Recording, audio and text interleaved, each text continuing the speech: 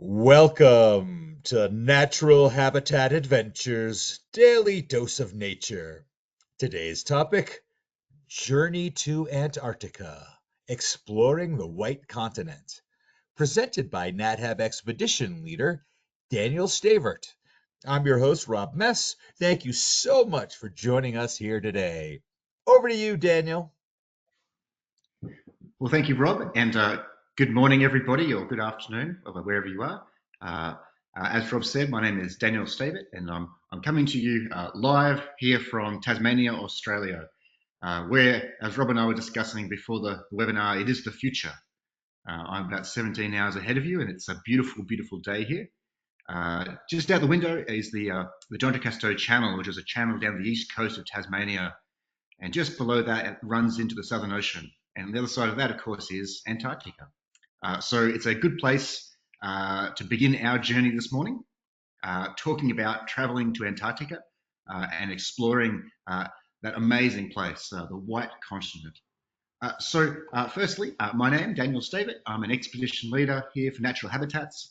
I've been going to Antarctica since 2014, so going on 10 years now.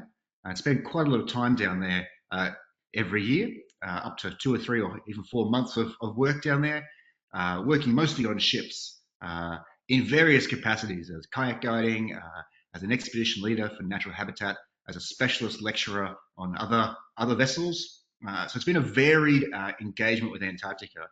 And some of you watching may have actually been on trips with me before in other places like Greenland or around the world. And so if I know you and have met you before, hi everybody, and it's lovely to see you.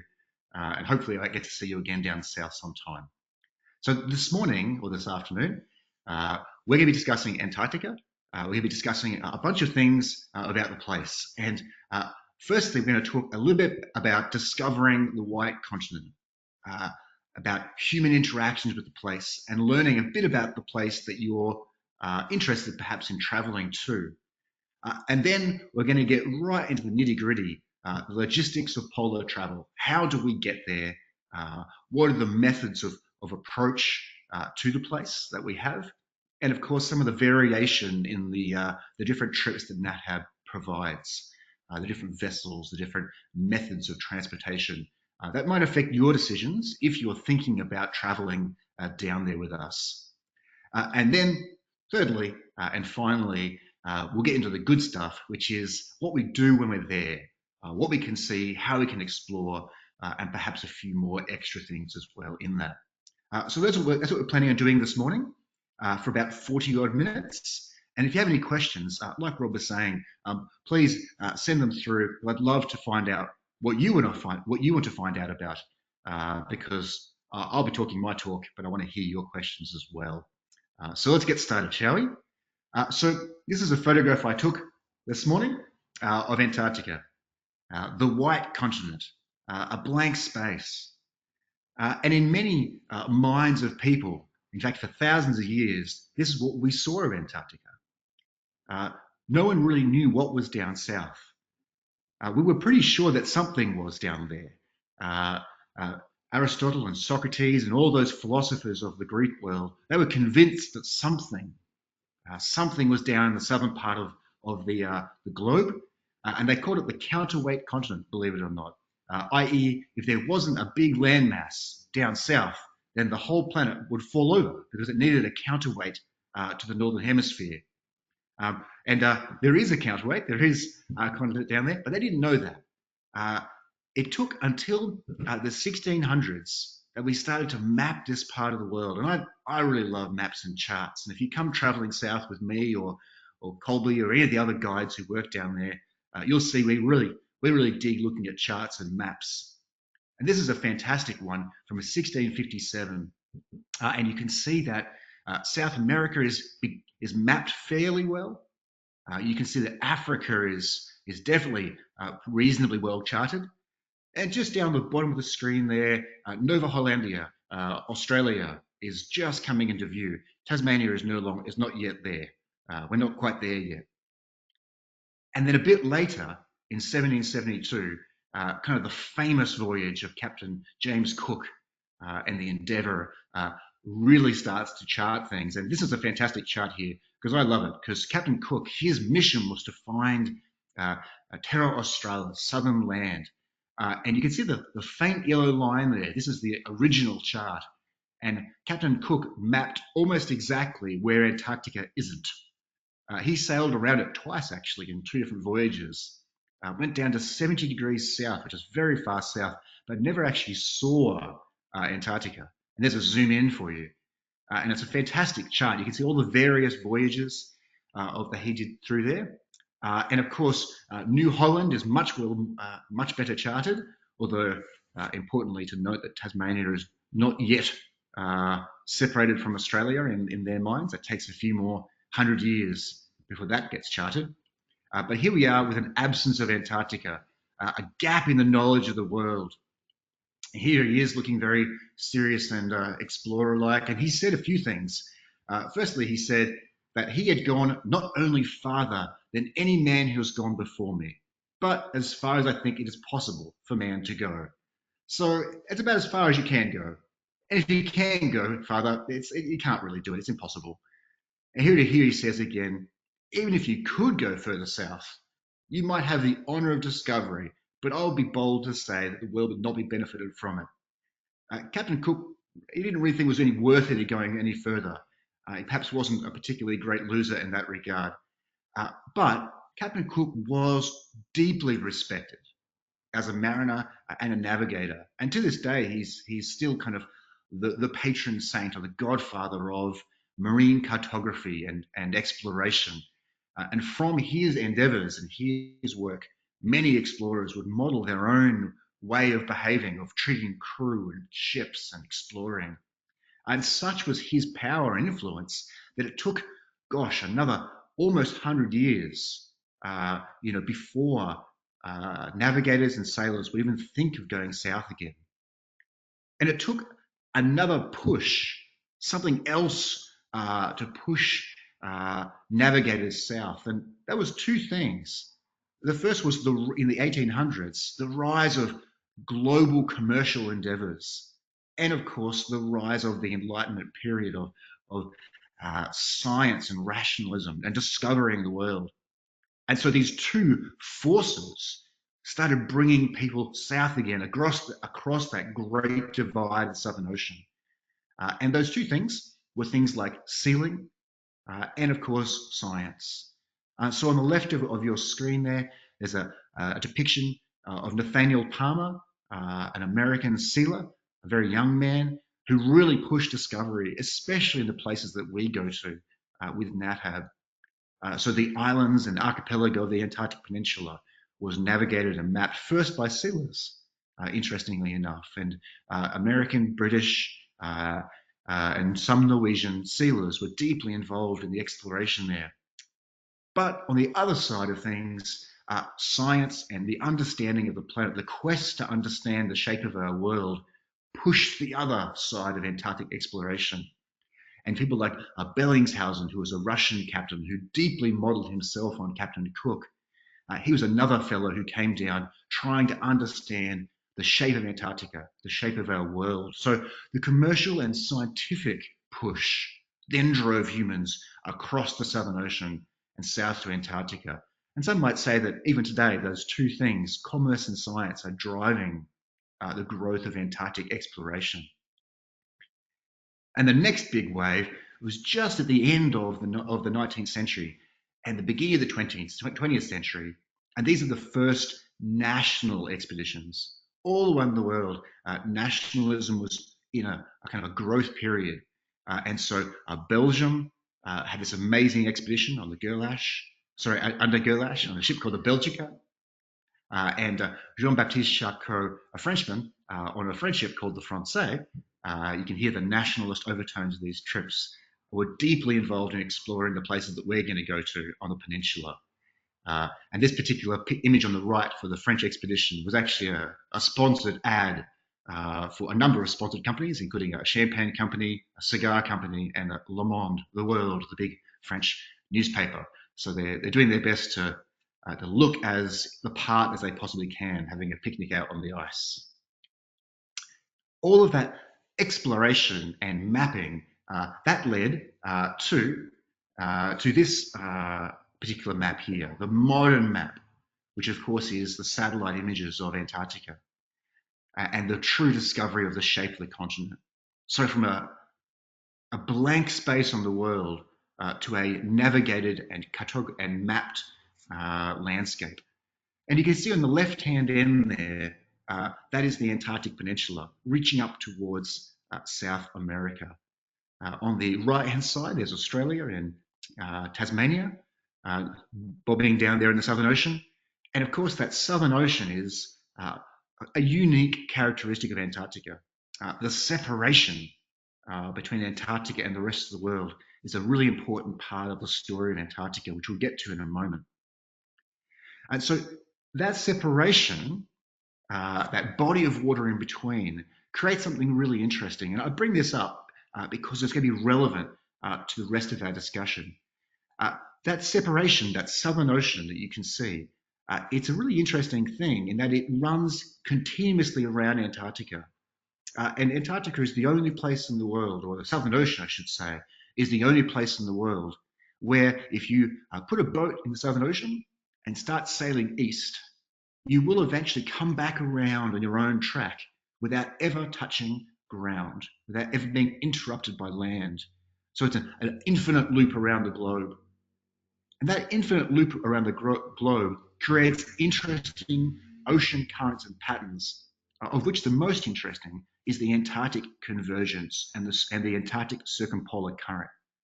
And these currents, these convergences, create a separation climatically between Antarctica and the rest of the world. The Antarctic convergence is the meeting of the cold Southern Ocean waters, so the below freezing water or at freezing water of the Southern Ocean, and the relatively warm waters of the South Atlantic and Pacific. And that barrier keeps the wildlife of the north away and keeps the wildlife of the south in their own special place. It also creates a really interesting political difference. And so you have a climactic separation, but you also have a political separation. And this is another map. This is actually a flag.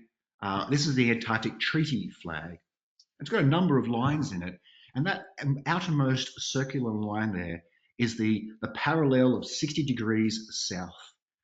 So everything below 60 degrees is considered part of Antarctica politically.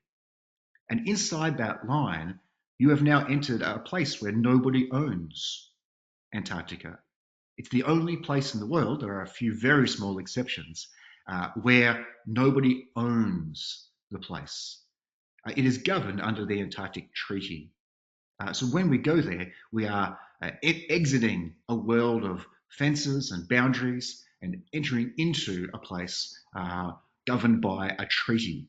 It's a remarkable document. It's only 14 pages long, 14 clauses long, about 3 pages. That governs the entire continent, which is fascinating. If you imagine how much paperwork is involved in governing your own country, Australia has a healthy bureaucracy as well. It's not 14 clauses, it's a few more perhaps. But it is remarkable to go to a place unowned. And that is unique in the world. And it was a very amazing movement in 1959. Many countries getting together and saying, this is a place set aside for peace and science for all. And to this day, that is ongoing. The Antarctic Treaty is one of the most robust treaty documents ever signed, an amazing thing. And so here is another map, just kind of showing where we are. So on the northwest corner, on the top left, we have South America. And then, of course, the Antarctic Peninsula. We're zooming in on the zone that we'll be going to. So we will be crossing over the Drake Passage to get down to the Antarctic. So let's talk a little bit about our trip. Let's get into the nuts and bolts of the program and what NatHab does in this part of the world. So firstly, every trip that you do with NatHab, regardless of the type of trip, regardless of the vessel you go on or the manner of which you get to Antarctica, will begin in South America, in Tierra del Fuego, the land of fire, as it was called. And that is either in Ushuaia in Argentina or Punta Arenas, which is in Chile. And that just depends, both of those things just depends on which trip you choose. Both amazing places, both traditional launching points for explorers and travelers heading down to Antarctica. And so you are in a long lineage of explorers. You get to walk the same streets as Shackleton and as various other famous explorers walked prior to their departure. They're leaping off into the Southern Ocean. It's also a place that the wildlife comes to before it too leaps down. The whales, the albatross, all these creatures touch South America before departing south across the Southern Ocean. Whilst we're there, we will explore for a day or so. And it's a great time for us to get a last dose of greenery, of chlorophyll, of life-filled air. It's also a chance for you to check out your gear, make sure it all works. If you are purchasing equipment or renting equipment for the trip, then you can check it out and size it up and make sure it all works as we go for walks in the forest and perhaps go explore some of the history and culture of these Southern Ocean communities. And then we get ready to go. So there are a number of ways that we travel to Antarctica. So firstly, we can either fly across the Southern Ocean to King George Island, which is a small island in the South Shetland Island group, just north of the peninsula. Or you can sail across in one of our vessels. And then depending on the trip you choose, you might fly back or you might sail back. So we have a number of trips, what are referred to as fly sail, i.e. fly first, sail back, or sail fly, i.e. sail first, then fly back, or fly fly. So some trips will fly both ways, okay, and others will only fly one way, depending on what you choose. The flight itself is about 2.5 hours from Punta Arenas to King George Island, and the sail itself, we'll get to the sailing part in a moment. But it is a point to note that no matter which way you do it, no matter which way you fly or don't, you do have to have some sea time. We'll cover that as well. The flight itself is about 2.5 hours. It's very, as you can see by the picture here, it is a weather-dependent flight. Your expedition begins the minute you arrive, well, the minute you leave home perhaps, but certainly once you arrive in South America, we are looking at the weather. The pilots are deciding whether the plane's going to go, and we could spend between 1 or 2 or even 3 days waiting for a weather window for us to get down. It's important just to be open to change and to be open to opportunities on these kind of trips. And Antarctica, with perhaps the most dynamic weather system in the world, certainly that's an easy claim to make, means we have to be extra specially conscious that our plans, they're just plans. We abide by the weather and we adapt to the conditions. So certainly with planes, that's especially true. Of course, the other option to flying in a plane as you head south is to go by boat. And this is a photograph on a reasonably calm day, sailing across on the good ship Australis heading south. So on either of our vessels, any of our vessels, if you are sailing south, it will take you about 3 days. It's a big ocean, about 3 days of sail, depending on conditions. But of course, the rougher the conditions, we go a bit slower because the conditions slow the vessel down. Also, we try and keep it as safe as possible by giving as much margin as possible, by moving around on our course to move around storm systems. And I think this is really important to note straight away is that the experience has begun.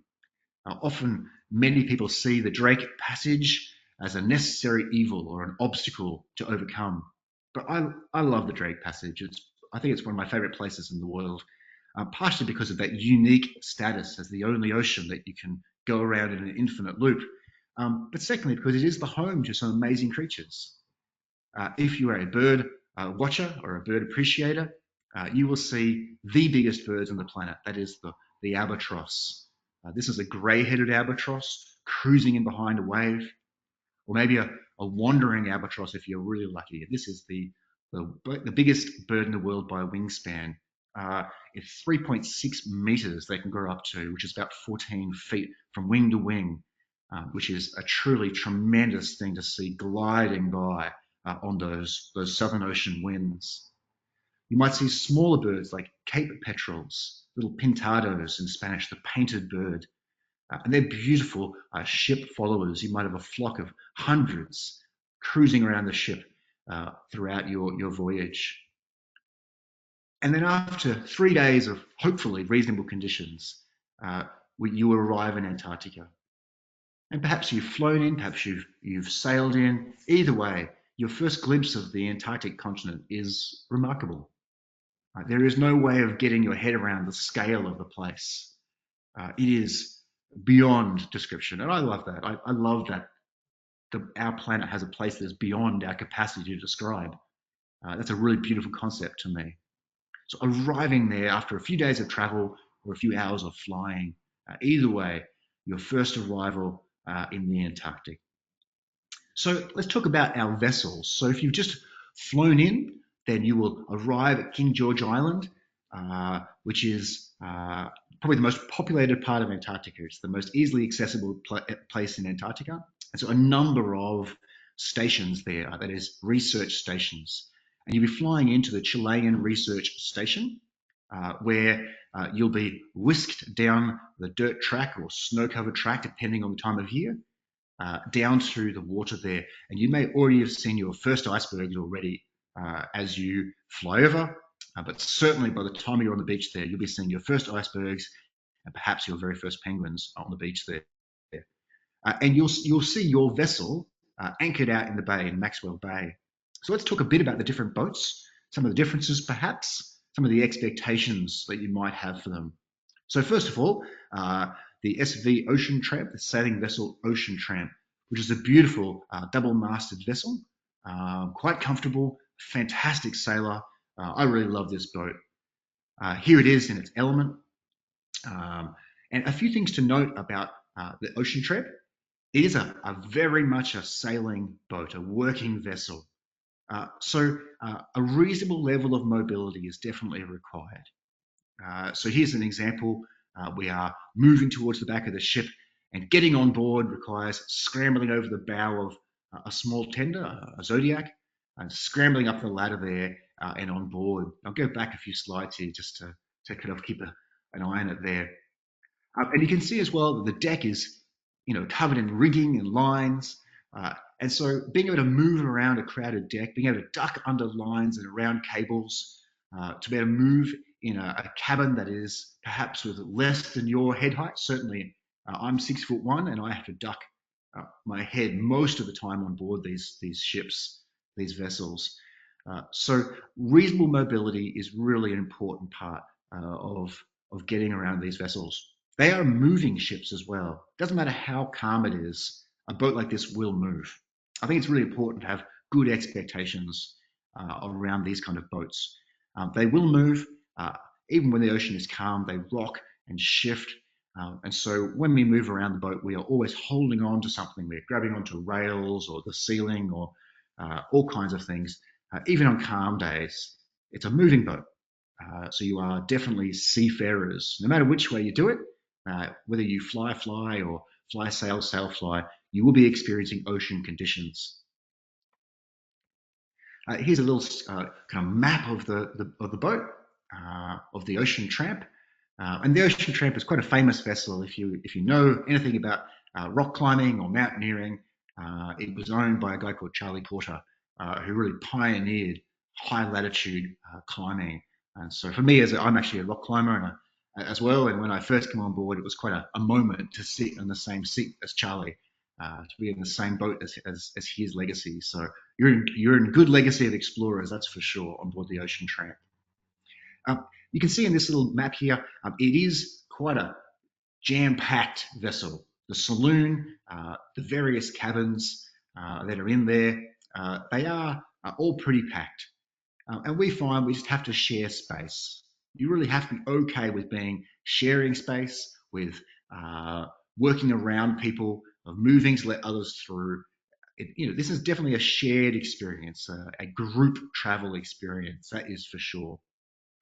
On board, there are a number of crew, the skipper, the mate, the cook, and occasionally they might ask for your help in various ways, but certainly there is no expectation on you to be able to sail or even to be assisting in the travel of the boat. The crew are there to do that for sure. We are there to experience and enjoy, and if we want to help, then we can offer our help, and they may take it, but they don't need our help, which is fantastic.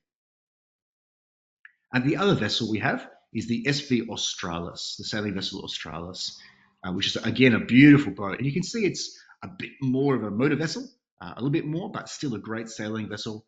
It is a strong steel reinforced boat with a fantastic wheelhouse that you can see up there on the left of the vessel. And a good note that I might just say is that the crew on both these ships, whether it's Skipper Luca or Dave or Pete, the various captains who run on the Ocean Tramp, or Ben on the SV Australis, the crew are a huge part of our experience. Their knowledge, their passion for the place really shapes what we can do. It's part of our experience too. And for me personally, there is one of the real highlights of the trip will be having a cup of coffee or tea in the wheelhouse as we transit, as we move around Antarctica, and chatting away with the captain and learning their stories. We are there for a few weeks. They are there the whole season, sailing around, exploring, and their knowledge and love for the place is unparalleled. So it's really a huge part of our story. And if you love boats, if you love chatting engines, these guys can talk boats and engines for days, which is great fun. So just like the Ocean Tramp, it is a close quarters boat, and you can see the fantastic 80s retro design of the couch and the lazy Susan table there. It is comfy and cozy and very much an open environment where we're all involved with things.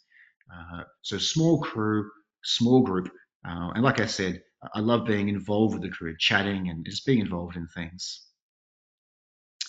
And again, mobility things. So you can see here we are doing some kayaking off the Australis, but certainly the Australis, it is a clamber out of the Zodiac up onto the boat there. So certainly high stepping, being able to lift your weight, up onto the boat.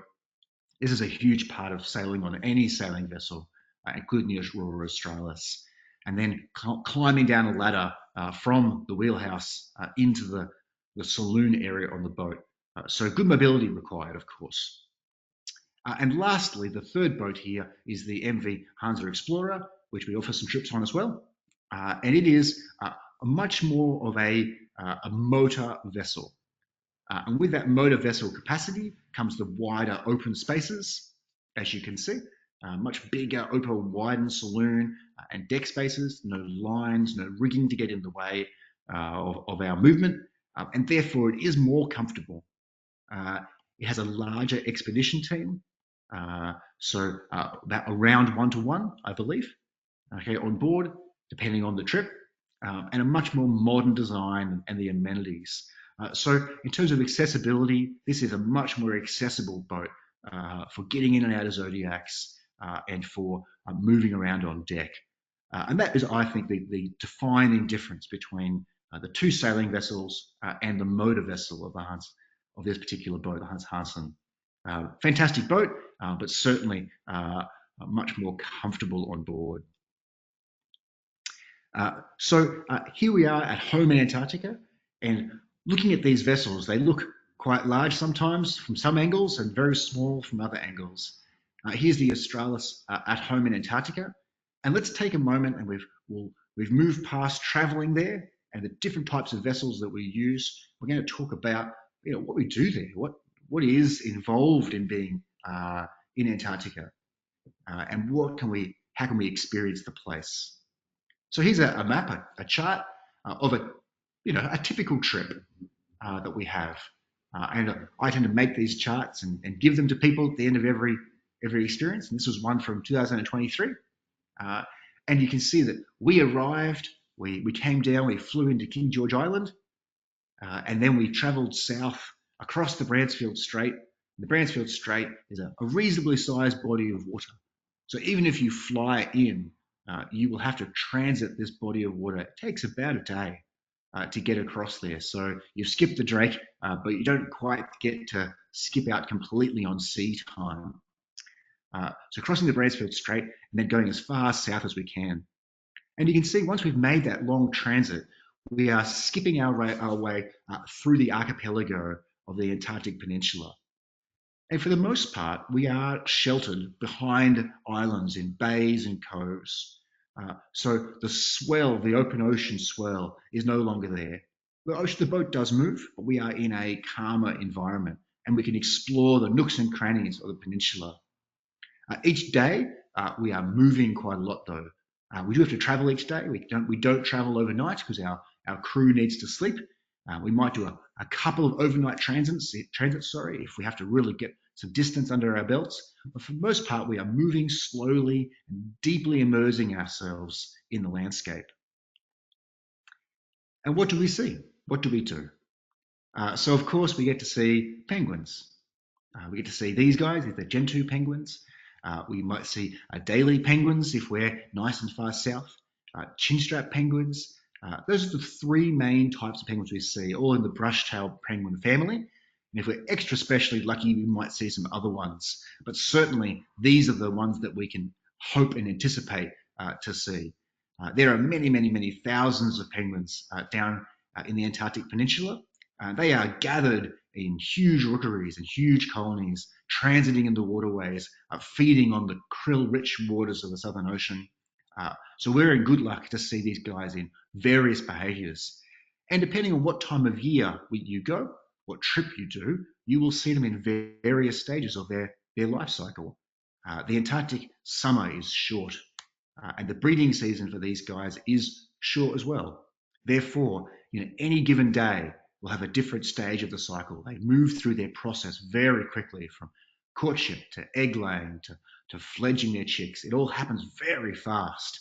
So within one trip, you could see an egg, a chick, and perhaps even an adult getting ready to leave the nest, leave the colony to go back to sea for the winter. So it's all an amazing progress you can see even within one trip as we move north and south. Of course, many folk are there to see whales, and the time of year that we run trips, December, January, is the high season for whales. Humpback whales certainly are the main species we see. If you are on the transit, the sail transit, if you're sailing up or down, you have a strong chance of seeing the bigger baleen whales as well, fin whales, perhaps even the largest animal in the world, the blue whale, if you're extra lucky and out on deck looking. But certainly humpback whales are there in their thousands. And the behaviours we can see, things like pectoral slapping or breaching, as on the right there, or bubble net feeding, certainly these are all behaviours that we get to see. And of course, they are there to feed. This is the richest hunting waters in the world for whales. And so they are there in huge concentrations. And it's fantastic. I love it because so often we have a plan, we want to go somewhere, and we get stopped and distracted by the wildlife. And that's the best. I love it when the plans get altered by the wildlife. That's my favorite thing. I make a plan and then change it when the wildlife says so. So yeah, all kinds of feeding behavior and great things to see. Lots of seal life as well. These are elephant seals, young juveniles, not yet developed their big nose, and mostly we'll see young juvenile males if we're in the South Shetlands. But other seals like fur seals and leopard seals are real highlights to see, especially if they're engaged in hunting behaviour or breeding behaviour. They're all very characterful, very charismatic creatures with all of their mannerisms. So I love the seals. And of course, other whales like killer whales, if you're extra special lucky, they are there, but they're a bit different to the killer whales you might have experienced in British Columbia or Western United States. I better tell the difference just by looking at them, that this is a different animal with a very different colouring, different shape, different body colour, different hunting methods. And of course, these guys are not resident. Their hunting zone is many, many thousands of kilometres. So if you're lucky, we'll see them. but certainly it's a strong possibility in the Gerlache Strait, which is a body of water in the Antarctic Peninsula. And of course, the other thing we love to explore is the ice. And many folk come south thinking that they've come to see penguins. When they leave, it's the ice that really grabs them. And I love the ice because the ice it brings this amazing colour and sculpture to the landscape, a sculptured garden of icebergs shaped by wind and water. And the colours that they emit, they produce. So often we think of Antarctica as a black and white landscape, the white continent as it's described, even in this webinar. But truly, it is not a black and white landscape. The blues and the greens, the glowing nature of the ice is perhaps different to expectation. And I love that about it. I include this little slide here because I guess a big part of every trip is trying to document. And so often we do photography. I know many of us are photographers, and I certainly, the photos that I've shown of my photos, you can see that I enjoy taking photos. But certainly drawing and sketching and painting, if you do that, bring your equipment with you because you are in a long line of people trying to depict wilderness, especially that southern remote wilderness of Antarctica. This is a painting from 1912 from a fantastic landscape painter of that era. And just trying to capture that beautiful light on the mountain. Here's me trying to get artistic and getting a beautiful black and white photograph of Robert Island. Trying to document and trying to represent that landscape is one of the fun activities as well that we do. So I just include that because if you are a photographer or an artist, this could be the trip for you in that regard. It's a really great place to practice your art. What else do we do? We use our tenders, our Zodiacs, to go cruising in the ice looking for wildlife. We call it Zodiac cruising or Zodiac exploring. And we might do that just to see what we can find. You never know. If you don't look, you don't see. So off we go cruising here, sometimes in very thick ice, as you can see on the left there. We land on the ice or on land. Here's Captain Ben standing up on the right there, getting us onto the ice there. And of course, mobility is a challenge. Here again, we have to better scramble off our Zodiac and onto the ice. There are no piers, there are no stairs or steps. We need to get ourselves around these boats. So here we are cruising in our Zodiacs, and off we go for a walk on the ice in the snow here. This is reasonably early season. You do often get even thicker snow. So having the ability to walk comfortably in reasonable snow is very important. We have some walking poles we can provide, but if you have your own equipment that you're used to and accustomed to, I would bring your own, as being used to your own gear is really important. You can see our fantastic float coats here. There's some of the equipment we provide. NatHab is fantastic, providing really great gear for protection from the elements. Here's some float coats, float suits that we use if we're going out for the day in cold weather, particularly in our Zodiacs. But certainly bringing waterproof gear up and for your torso and your legs is really important if we're going hiking not in these suits. So definitely we bring good equipment. Boot-wise, you need long neoprene boots like muck boots or bogs boots, which you can of course rent as well, and NatHab provides that link when you sign up for a trip. So that's information will be in there for you. But certainly good equipment is very important. Warm gear as well. As you can see, these guys are definitely well rugged up. The temperatures don't get as cold as you might think. We are near the ocean, so it's quite temperate. The temperature is hovering around the below freezing to above freezing. And you might even get a sunny day where it feels like 50 degrees Fahrenheit because of all the reflection off the ice. Other things we do is we just cruise around on the ship looking for cool things. This is from the deck of the ship, looking at a beautiful arch of an iceberg and a seal on the floe. On the iceberg, you can see a beautiful leopard seal just in front of the bow of the ship there. So often it's fun just to stay on board and cruise and see what you can find. Sometimes we can even look at scientific stations. This year, unfortunately, I don't believe we'll be entering the scientific stations as avian flu and a few other things are still happening in that part of the world, and most science stations are still not quite comfortable with visitors. But you may get a chance to talk to them. You never know with visits. and that may change during your visit. So stay tuned on that one. But certainly, the chance to see science where it's done is really, really helpful and wonderful.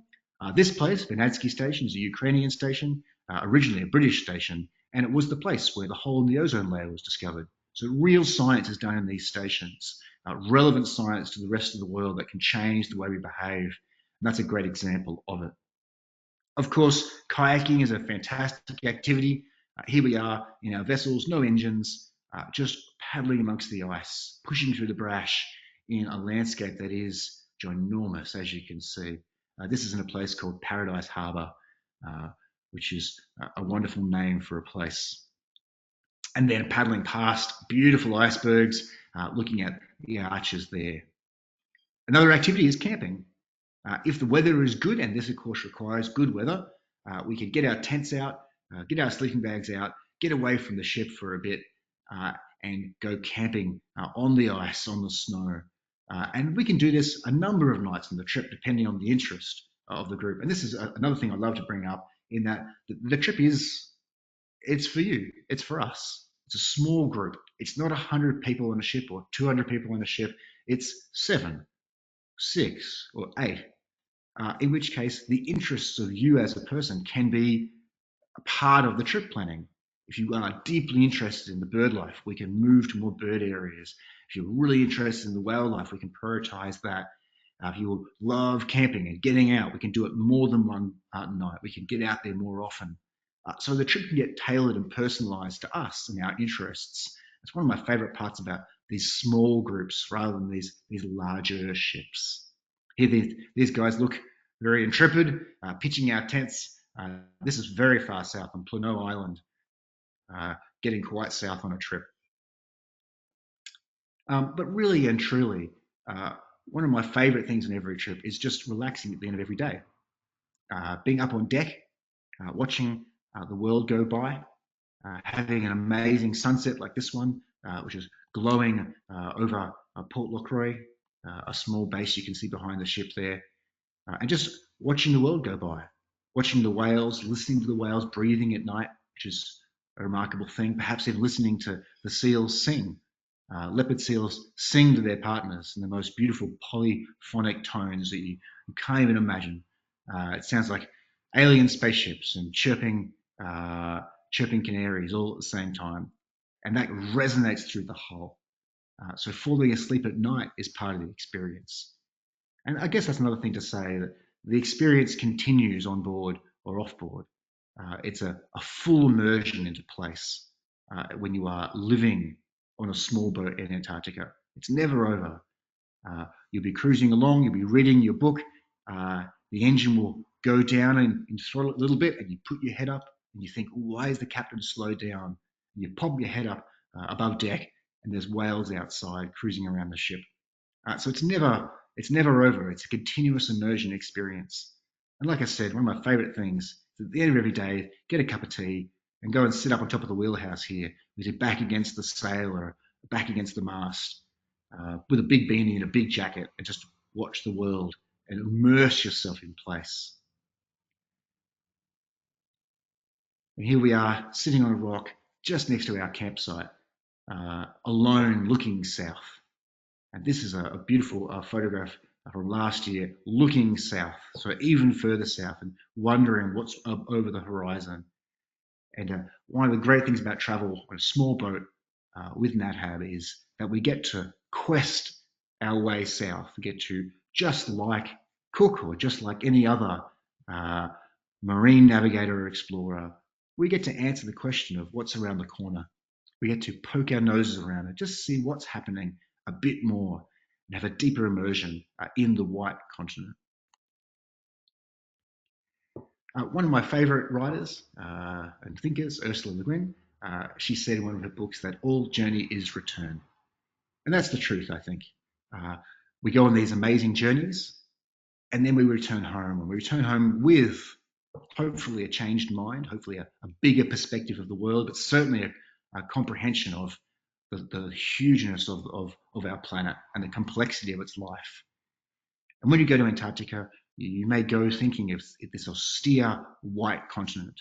But I really hope that when you return home, you are struck by the depth of life there, the spontaneous exuberance of life in such a stark land, and perhaps the colour of that white continent, perhaps a bit more deep and vibrant than you might have thought. It certainly is a wonderful experience, an amazing travel destination, and a really important place for our world. There is so much more to talk about, obviously. I really encourage you to ask some good questions, and uh, and I hope you've enjoyed this presentation. So thank you very, very much. That's from me, and I'm going to hand you back to Rob. Thanks, everyone. All right, thank you so much, Daniel. Now, before we start in with the question and answer session, I'd like to remind everyone that you can submit your questions via the question field in your GoToWebinar control panel. And if you're interested in traveling to Antarctica with NatHab, you can visit our website at nathab.com for trip details or call us at 800-543-8917 to speak with an adventure specialist. So let's dive into some of these questions. So, how safe and secure in modern times now is the treaty, especially with Russia and China? Are we going to have to worry about anything like that? Whew, wow, we're going to dive into the big questions first. Wow. Uh, for the full answer, you'll have to spend 3 days at sea with myself talking about it. For the short answer, the Antarctic Treaty, it's often touted as being the longest unchallenged treaty that has been signed. So 1959, it got signed and ratified in 61, and it's been running ever since then.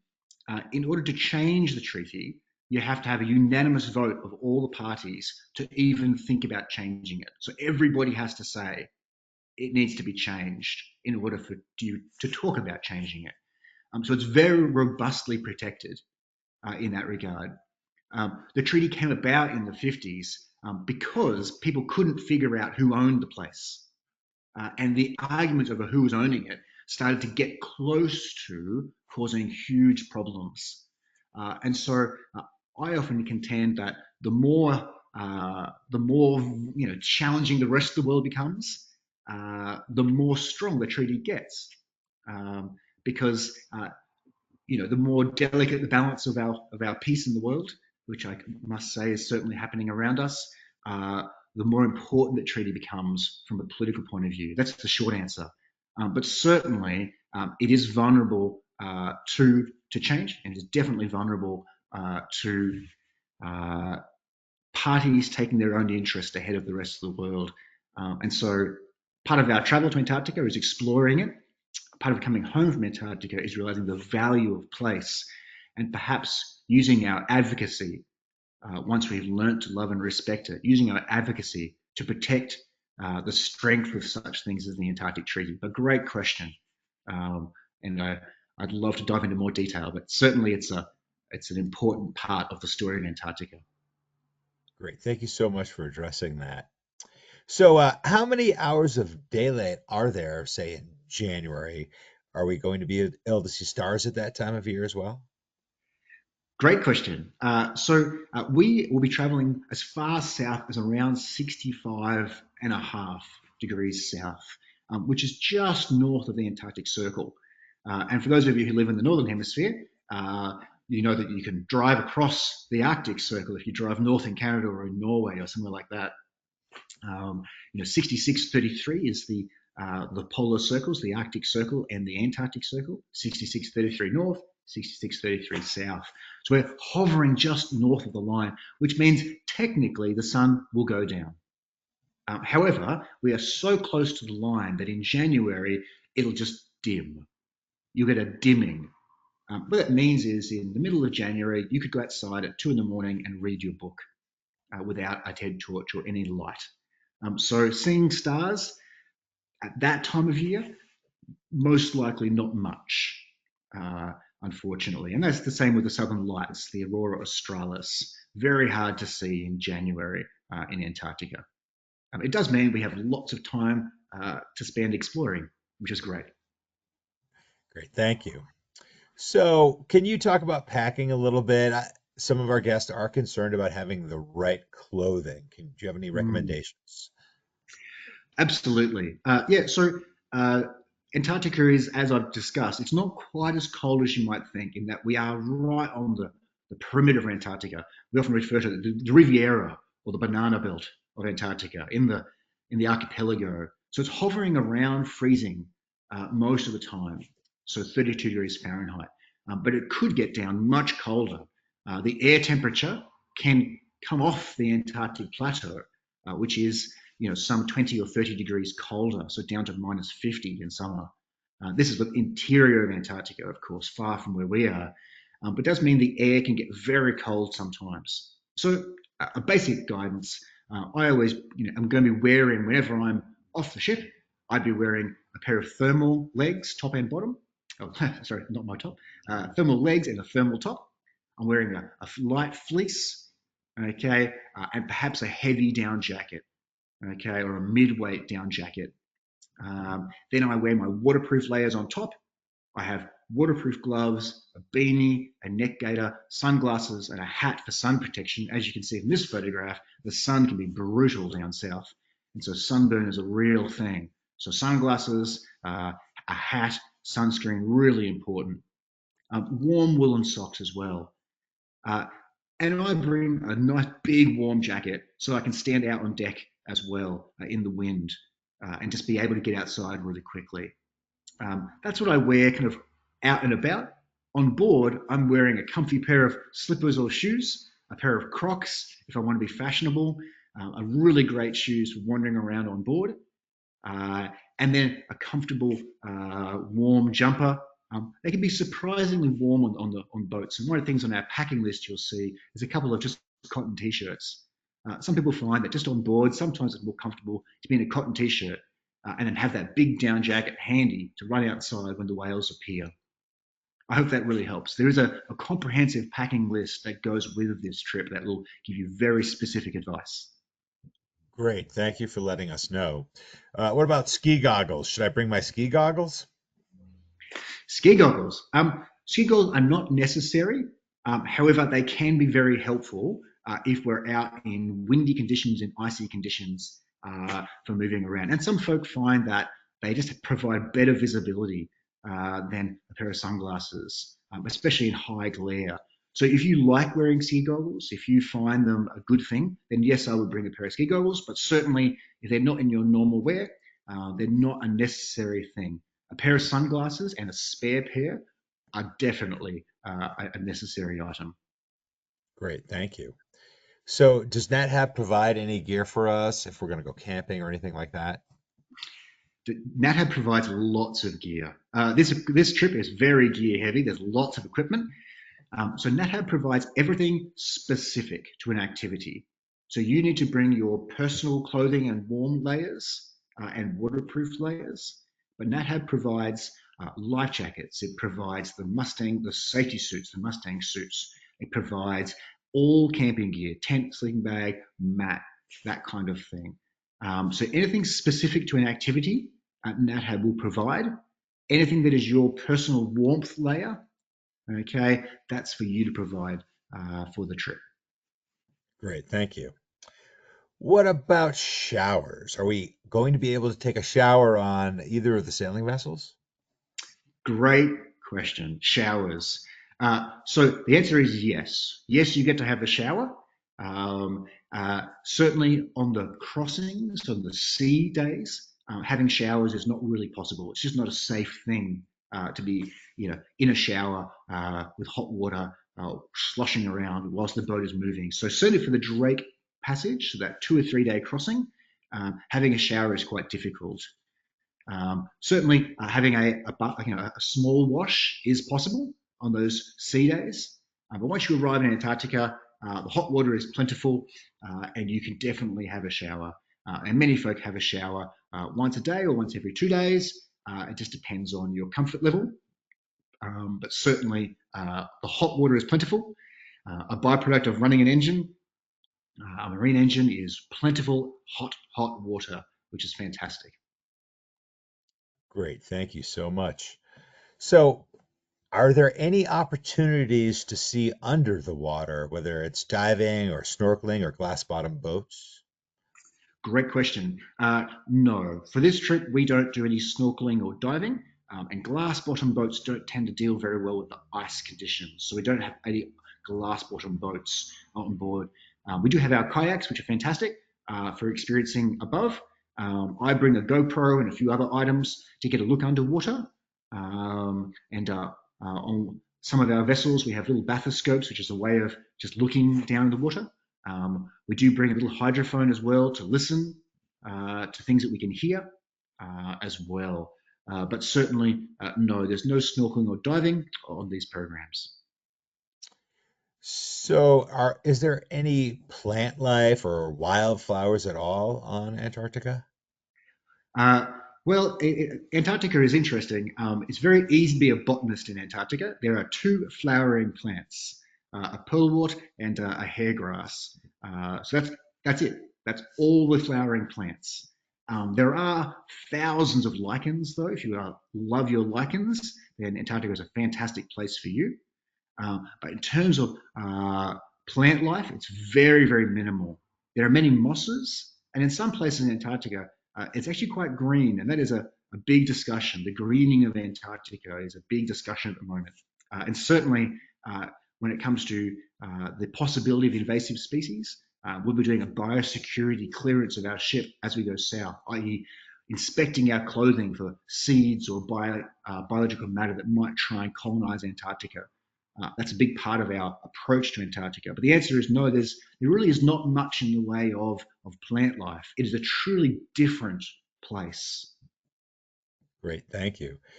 So, Daniel, is there one specific moment or thing that happened on a trip that you'd like to share with us that maybe was one of your favorite things that happened?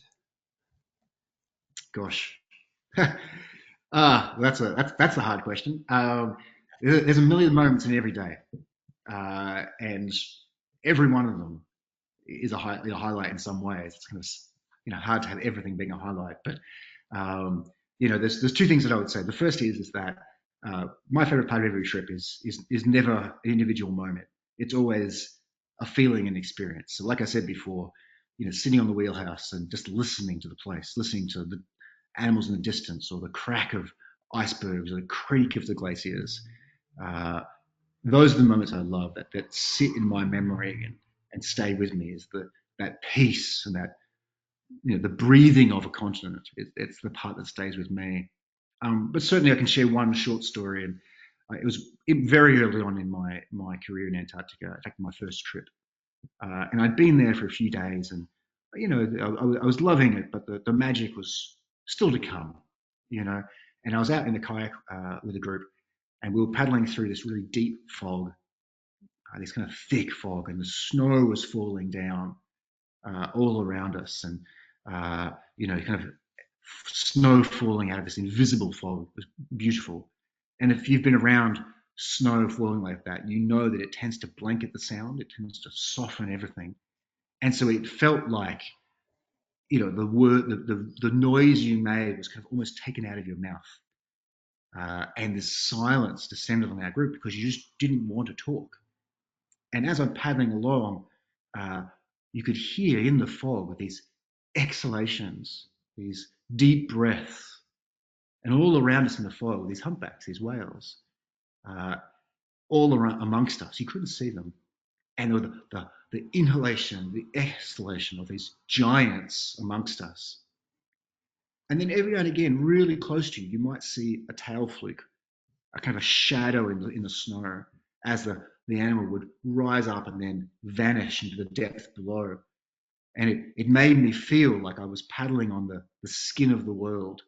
And deep below me was this unfathomable world where my brief moment of interaction with the whale was like a tether that slowly stretched and then broke as it dived down into the depths. Uh, and that experience for me was, it's not, it's not an animal hunting up close like you might see. Um, but it was a moment where I realized that I wanted to explore more deeply. I wanted to be part of the landscape even more and explore more. And that deeper interaction with place is what I love about Antarctica, and what I try and bring into every trip. I try and engage us with place so that we get that moment of deeper and deeper and deeper understanding. So for me, that was a career changing moment and a highlight. And I hope that answers the question. There's many stories to tell, but that's certainly one that changed my career. We really appreciate you sharing that with us, Daniel. Thank you so much. Unfortunately, that will be the last question that we do have time for today. So I'd like to hand it back to you for any closing comments you have for us. Well, folks, thank you for spending an hour with myself and with Rob and with NatHab. I hope you have enjoyed it. I hope you learned a few things. I'm sure I can't answer all your questions, and that's what I think is fantastic about Antarctica. It is bigger than our capacity to describe, as I was saying. Please, if you have more questions, reach out to your representatives at NatHab. They're very willing to answer questions, and I really hope I see you south at some point in the future. Thanks, everyone. Daniel, thank you so much for taking the time to present for us today. And I'd also like to thank everyone who tuned in today. If you are interested in information on how you can travel with NatHab, please give us a call at 800-543-8917 or send us an email at info@nathab.com. Our adventure specialists are happy to help you out. Join us tomorrow for our next Daily Dose of Nature. You can check out this week's lineup, including registration links, on our website at nathab.com/webinars. We did record today's presentation, and we will have the replay available on our website soon. With that, I will conclude today's webinar. Goodbye, everybody. We'll see you next time.